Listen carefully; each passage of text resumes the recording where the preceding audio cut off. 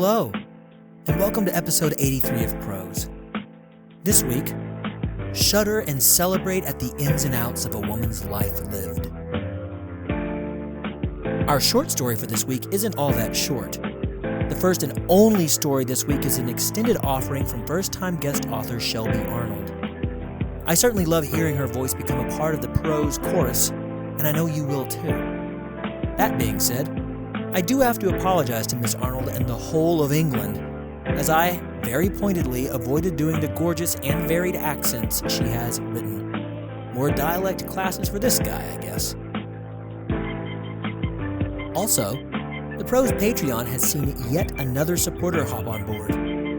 I hope that you will all head over to patreon.com/Prose Podcast and consider becoming a patron of the show. Our newest member to unlock the benefit of an in-show shout-out at the top and the bottom of the show has officially pledged at the $10 a month level. Nick Shump, thank you so much for helping me keep going on journeys with all of you wonderful listeners. I am so grateful and utterly humbled by your contributions to the Prose community. Thank you so very much for being a promoter of the show. Please go follow the show on social media under @Prose Podcast across all platforms. Even more amazing would be if you could head over to Apple Podcasts and leave a rating or review for Prose. Ratings and reviews set the show up for continuing into the future, and they help us get noticed. For easiest access to the show, subscribe using Apple Podcasts, Google Play, or whatever podcast catcher is your favorite. Thanks for listening. Let's get to the tale, shall we? This week we have Shelby Arnold's Camera Shudders. Enjoy.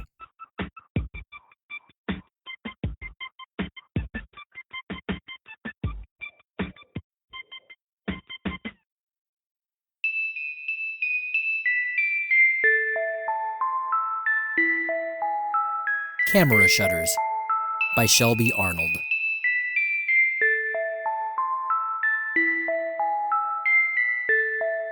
When the lights finally came on, some 2 hours later, Martha's legs were still tangled with his, strands of her curly hair plastered to her neck and her cheeks and her forehead. She pouted when he untangled himself from her to pull her camera from above their heads and snap a picture. The automatic wind-up process started immediately. Her laughs filtered in the still air that had settled around them. And what is Martha Sayers laughing about? We use an entire roll of film. He sat up as the camera's winding finally stopped. He took a moment to peer down at the camera, then back over at her. Do you care? She snorted and shook her head, her curls bouncing around her bare shoulders. No, Arthur, I don't. You'll just have to remind me to mark on the container that these are to be developed on my own and not sent out. Arthur Camden laughed, bending down to capture her lips in a soft kiss that she returned eagerly, her slender, work-worn hand tangled in the short brown hair at the back of his head. She could get used to this. She could do this again. Like this, finding a moment in the middle of the day to allow herself to get lost in him and for him to do the same with her. It wouldn't happen all the time, but it would be enough.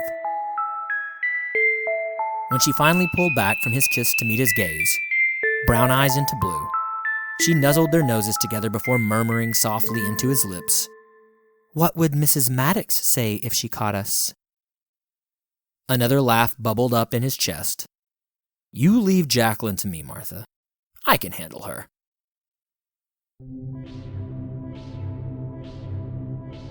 I started helping to clean house at 13.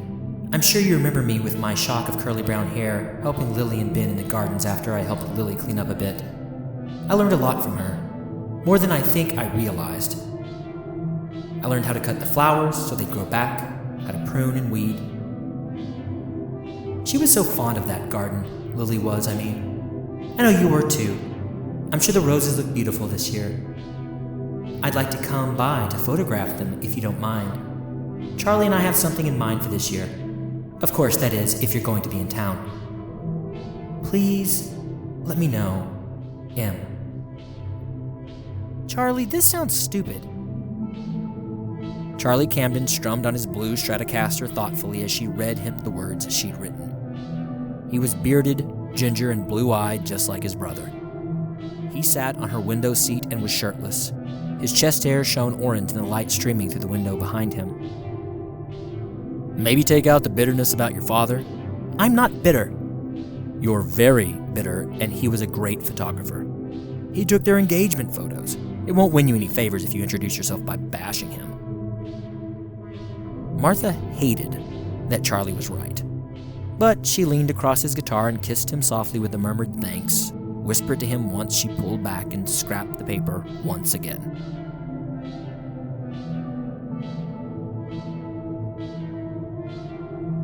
The camera clicked.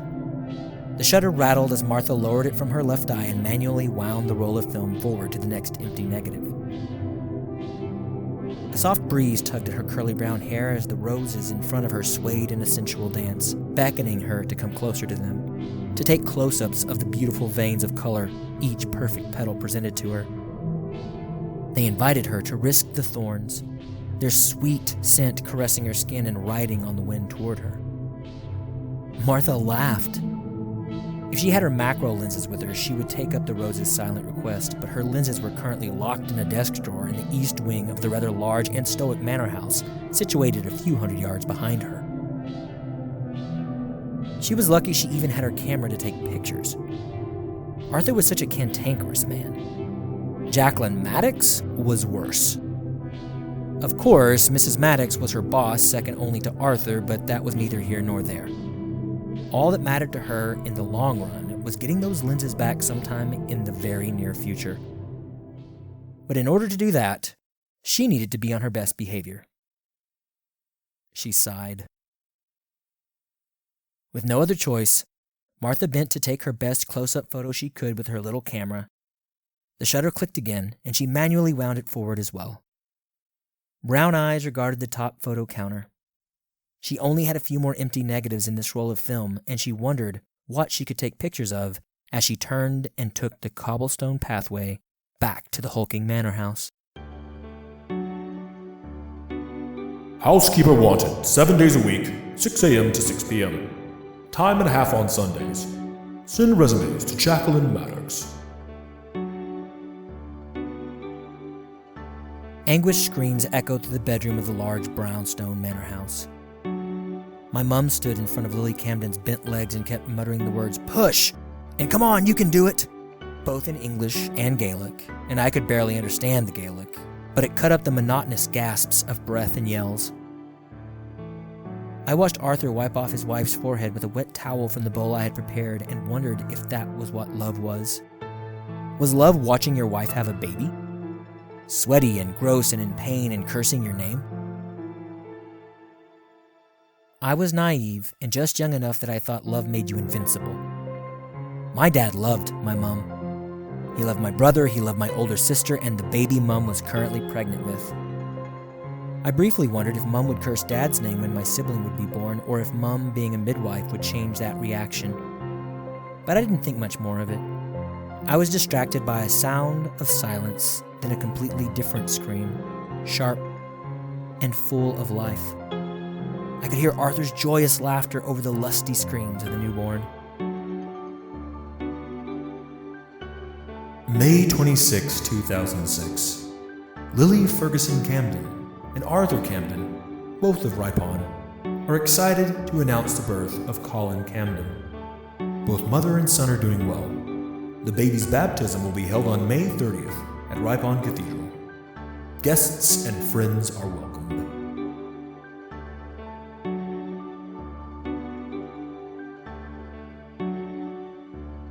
Martha straightened and tucked a piece of her curly hair behind her ear before she sat the camera down on the desk and began to rummage in her beat-up old messenger bag. The tan strap was fraying, little white threads sticking out from the edges where the two pieces of faux leather were stitched together. From the bag came a microfiber towel, a camera case, 2 film roll containers, one empty and one full, and a lint-free towel. The camera was done winding the film by then, and she took the empty black container and popped the film roll inside, sliding it back inside the messenger bag before she picked up the microfiber towel. She made it a habit to clean the lens of her camera every time she changed her roll of film. It was something her father taught her when she was just a little girl. Once the lens was cleaned, she threaded the new roll of film into the back of the camera. Martha just managed to close a little back door and start the winding process again when she heard the door of the study open and close with a soft click. Her body tensed, her grip on the camera tight in both of her hands. "Have I interrupted something?" Mr. Camden's voice came from behind her, and she slowly turned around to face him. "Just some picture taking," she said as she tried to quickly clean up her mess. "Your bookshelves are atrocious. I think I need to have a talk with Betty about her cleaning skills." "Oh," he waved her off as he approached her. "Don't worry about it, I hadn't noticed." She stepped off to the left, closer to the window, with a nervous expression on her face. Martha was certain that he could see right through her, his sharp blue eyes piercing through her own gaze. Her muscles were tense, her heart pounded in her chest as she watched him sit down at his desk. "You have 3 20-minute breaks and a 1-hour lunch. While you are here at this manor house, you are expected to do your job and your job only. Mr. Camden does not want any distractions, and neither do I. Keep your home life at home and your hobbies out of these halls. Is that understood?" Jacqueline Maddox is a sharp, 65-year-old woman with graying hair. She keeps pulled back in a tight, severe bun, and she thinks she's the boss and mother of this manor house. "Thank you very much." Martha knows this as she follows the angular woman down the halls, clad in an apron and an old pair of overalls splattered with paint from a paintball war with Charlie some weeks previous. She is still bitter over him. His name left the taste of bile in her mouth as she thinks about him and his thick beard and his ginger hair and those damned blue eyes. Mrs. Maddox could be telling her secret codes to Arthur's safe, but she can't recall those moments as they walk, too intent on glaring at the carpet under her feet. She pretends the carpet is Charlie's face, and she steps on it with angry stomps that catches Mrs. Maddox's attentions. "Is there something wrong with these terms and conditions?" It makes Martha stand up straight and not glare with fire at the carpet. "No, ma'am, I'm sorry." "Then quit stomping around, young lady. Mrs. Camden may have put up with your insolence on many occasions, but I will not stand for it." Martha knows Mrs. Maddox remembers her from when she was a little girl and would help Lily in the garden around the house. She knows that the only reason she got this job was Charlie, and it made her even more angry. Hot tears well in her eyes, and she bites her tongue to keep from saying anything mean to Jacqueline. But the old woman isn't paying attention. They walk again. The stomping continues. "I've heard you do photography like your father." "Don't talk about my father." Martha spits out viciously, all the fire in her gaze from her previous slights burning harshly. 11/23/2014. Arsehole. 11:00 p.m. Text. Are you still mad at me? 11/24/2014. M. Sayers, 1:15 a.m. Text. Bugger off, Charlie. Arsehole, 1:20 a.m. Text. I did. You already asked me to, and I did. Are you still doing photography? M. Sayers, 1:21 a.m. Text. What part of bugger off do you not understand? Arsehole, 1:23 a.m. Text. Babe, I'm sorry. I had to leave. I told you this before. Almost 2 years and you're still pissed at me? Really? M. Sayers, 2:30 a.m. Text. What do you want, Charlie? Arsehole, 2:31 a.m. Text. Can we meet up and talk? The phone lit up and buzzed once on the bedside table, and a grumble sounded from the man laying behind her. His strong arm draped over her dark skin. He pulled her closer to him. She slid easily over the silk sheets that adorned his bed and ignored the reply from Charlie. Martha gently caressed the man's beard and leaned in to kiss him. Go back to sleep, Arthur, she murmured softly. Arthur still grumbled, but he was awake now, and his gaze focused on her a moment, his startling blue eyes staring at her before he yawned, then turned his attention to the red numbers glowing from her side of the bed. Who is texting you at 2:30 in the morning? Your arsehole brother. Charlie? I thought you broke it off with him. Long story. Martha could feel the anger bubbling inside her chest. Go back to sleep, love. He hummed. I'm awake now. Oh? And what exactly are we going to do at 2 a.m.? I can think of some things. Martha giggled as Arthur pulled the covers over their heads and kissed her soundly. They finally went back to sleep at near 4, the text forgotten, their bodies still tangled together. The day dragged slowly. What started as a nice morning, the sun beginning to shine through the ever-present Yorkshire spring clouds, was marred by a thunderstorm that dumped torrents of water on the moor, sending rivers of water down cobblestone and into the entranceway of the downstairs kitchen. Martha's canvas shoes were soaked, and she squished everywhere she went to clean. She would hear about that from Mrs. Maddox, and so would Mr. Camden. So much for doing things in a way that wouldn't get herself in trouble. So much for getting her lenses back today. She grumbled all the way up into the library when a flash of lightning caused the lights to flicker, then fade completely. A boom of thunder rumbled soon after. Martha groaned, pocketing her cleaning supplies in her apron as best as she could in pitch blackness, her bottle of orange glow hitting her camera case in the bottom of one of her pockets. She jokingly entertained the idea of trying to capture flash pictures of ghosts that may roam the manor, but that thought was broken off by the creak of a wooden door and small white light of a flashlight entering the room. Martha? The disembodied voice started, and she breathed in relief, glad it wasn't Mrs. Maddox. What are you doing in here? Cleaning, Arthur. Well, I was until the power went out, she teased. She purposefully kept her tone playful, uncertain what his mood was like compared to earlier that day. He was quiet for a long moment before he spoke again, the smile obvious in his tone. Come with me?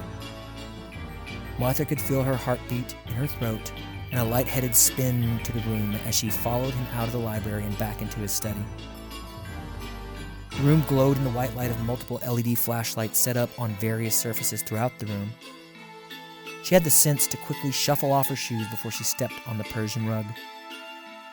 You can leave the cleaning supplies on this table, he murmured as he motioned to a little table in the corner near the door, which held a single candlestick and holder. The lock on the door clicked after him. She readily obeyed and emptied her apron of orange glow and the various towels that she had stuffed in her pockets.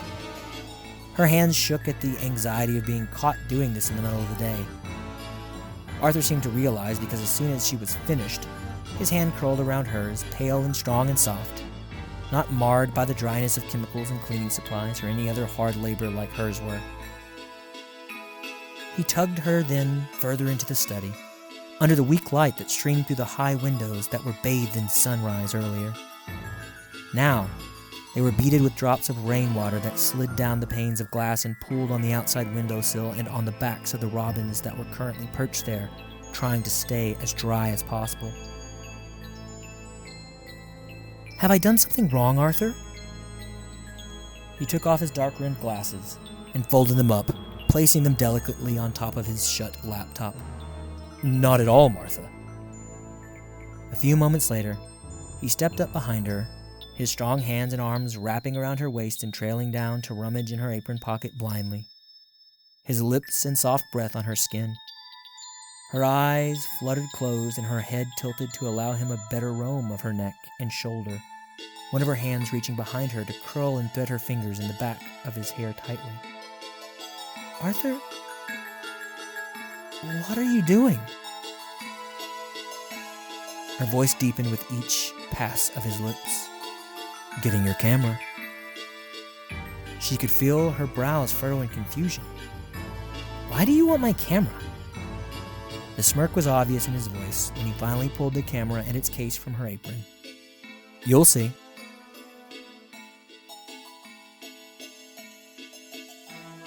March 21st, 2011. London. Lily Ferguson Camden, 26, passed away yesterday at St. Bart's Hospital in London. Originally of Ripon, North Yorkshire, Lily was active in many charities and was co-owner of Camden Industries with her husband of 7 years, Arthur Camden. She leaves behind a son, Colin Camden, a sister, Lindsay Landon, and a niece, Mary Landon. The funeral will be held at Ripon Cathedral on March 30th. The family requests no visitors. Donations and gifts may be made to the charity of the giver's choice. Martha's footfalls were quiet as she meandered in the dark study. Sun shone through the blinds of the large windows to her right. Beams of weak, red sunrise shone against the deep wood grain and the various leather-bound books that lined the bookshelf to her left. She took a deep breath and breathed in the smell of old pages and leather and the aftershave that Arthur was always so fond of. A shiver worked down her spine as she took more steps into the luxurious study. With a small smile, she slipped off her white canvas shoes by the door and stepped on the large, multicolored Persian rug that engulfed most of the creaky wooden floor in the room like she had done so many times before.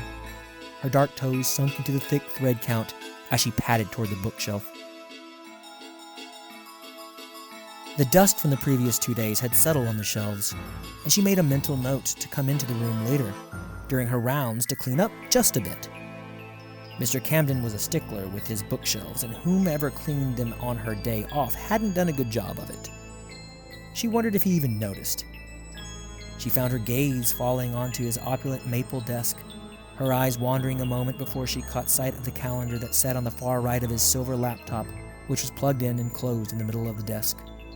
Today was April 14th, if she was going by that calendar, and if the dates had anything to say, he definitely hadn't been paying attention to dust this week. A thought formed in her mind, and she leaned forward near the shelf by her shoulder, blowing a breath over the stagnant dust and stirring it up into still air to be graced by the sun's crimson rays of light. She wasn't sure if she could get this shot the way she wanted, but she quickly straightened, lifted her camera to her left eye and snapped a few pictures as the dust settled until the camera wouldn't take any more. The automatic wind of the film began with a loud whir that caused her to jump a little. She took the opportunity to speak then, her voice soft and lilting with a bit of her wild moorland Yorkshire accent breaking through, though she made great pains to try to hide it as best she could. "Are you all right, Mr. Camden?" "Quite, Miss Sayers, thank you." Martha tilted her head a moment. While she was always polite and called him by his surname, he'd never called her Miss Sayers before. If he had, it was when she first started working for him. She took the coldness to signify that he wanted to be left alone. She quickly picked up the white lint-free towel from his desk that he had, amazingly not moved yet, and made her way quickly back to her shoes and back to the door. For a moment she paused there at the large oak door and snapped a picture of him, glasses on the end of his nose, his dark hair peppered with gray, as he hunched over to begin his work for the day.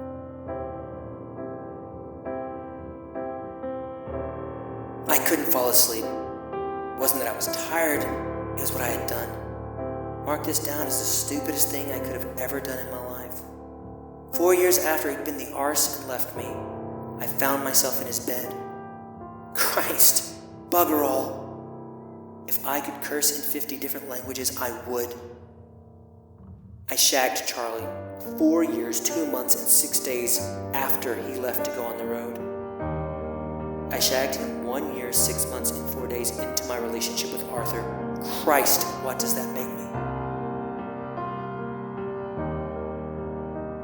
What are we, Arthur? She watched as he laid back on the rug, so rich and supple and full of color. She sat up, thin to peer down at him, straddled over his legs, her hands resting on his torso, fingers absently fiddling with the line of hair that extended down from his navel. She couldn't be sure what he was thinking. No doubt it was about Lily and how his coupling with the simple cleaning lady was a stain on his wife's glorious memory. No one could ever live up to Lily Ferguson Camden. It was a mistake to do this week, but if not now, when? They danced around it for 10 years now. Martha dreaded the answer. She could feel the beginnings of a queasy feeling settling in the pit of her stomach. Her heartbeat quickened. Her breathing became erratic. "If you don't want to answer, you don't have to," she said quickly when he still hadn't answered. "You don't owe me that." He was still quiet. His sharp cobalt blue eyes regarded her with an intense and searching gaze. "I owe you much more." Her head snapped up, curls bouncing. What do you..." He reached up and cut her off with a single finger pressed against her lips. "I think you know." Maybe she did know, but she was too delirious to think properly and to think about what he meant exactly, and she answered accordingly around his finger. "No, I don't think so." Strong arms wrapped around her body as he sat up under her. His hands roamed as that same quiet gaze regarded her. It was like he was mapping her out, discovering the secret she held inside of her. If he thought she had any secrets, he was sorely mistaken. She didn't have any secrets where he was concerned. He read every curl, every mole, every smile, every wrinkle like she was his and no one else's. How she wished that were true. If only he knew the things she had done behind his back with his brother Charlie. But that wasn't the point. She never loved Charlie. She loved Arthur and only did what she did to fill the void. He didn't know. She hoped he would never know. "You loved me when no one else would." His lips curved into a lopsided smile that brightened his entire face and made his breath hitch even more than it already was. "I know how cliche that sounds, but you can forgive an old businessman for trying, can't you?" Martha's laughter bubbled up in her chest, though she tried to tamp it down, her own expression one of happiness. "I'd forgive you anything, Arthur. I think you know that." "I do," he murmured quietly. After a moment, his voice softly against her lips again. "Can you get up, love?" She slid from his lap and stepped away from him, gathering her scattered clothes and beginning to dress rather quickly. If Mrs. Maddox wasn't looking for her yet, she would be very soon, and it was bad enough that she'd find the door to the study locked. She didn't need her boss to walk in on her naked. Arthur, however, didn't seem to care at all. He stood and walked over to a large filing cabinet under the windows in all his stark glory, his skin still dewy from their exertions. He bent down to open the lower drawer, and out came her camera pack. "I'm sorry that I was so cruel the other day," he started as he turned to approach her again, holding the pack out to her. "I had no right to take this from you." For a moment she was stunned as she paused her tucking in of her shirt and peered between the pack and his face. The apology was genuine, and her gaze filmed and misted with appreciative tears. When she was finished tucking in her shirt, she took the backpack with a gleeful grin. "Thank you, Arthur." He held onto the pack a little longer than she was expecting. "No, thank you, Martha." He leaned down and captured her lips in a searing kiss that made her toes curl delightedly into the Persian rug. When she pulled back, the queasy feeling in the pit of her stomach had gone away, and she no longer felt that her body was going to descend into some full-blown panic attack. She smiled at him, then leaned down to pick up her camera. She quickly changed the film roll and set it aside, fixing her macro lenses onto her camera and holding it up in front of her. Arthur ducked away with a strong chuckle. "I don't like my picture taken." "Just this one. You have a whole roll of film of me." She could see his skin blushing in the dim light, the pink color spreading up his chest and neck, and then pooling in his cheeks. "Just one, no more." Then he spoke through a teasing growl. "If you take any more, I may have to confiscate your camera again." "I wouldn't let you," she replied just as teasingly. He laughed and turned his face back to her, his skin still tinged pink, but she took the picture anyway, a shudder wiggling down her body at the look he gave her, one full of such adoration and love and lust, his blue eyes shining and, for the first time today, soft and warm. The camera clicked. The shutter rattled as Martha lowered it from her left eye and manually wound the roll of film forward to the next empty negative.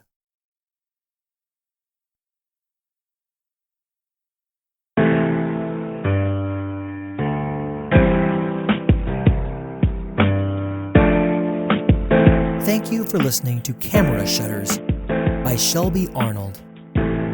Shelby Arnold is a current student at Arkansas Tech University. She is majoring in creative writing and minoring in film studies. She owns her own blog and writes for 4ye.co.uk, an online entertainment news magazine.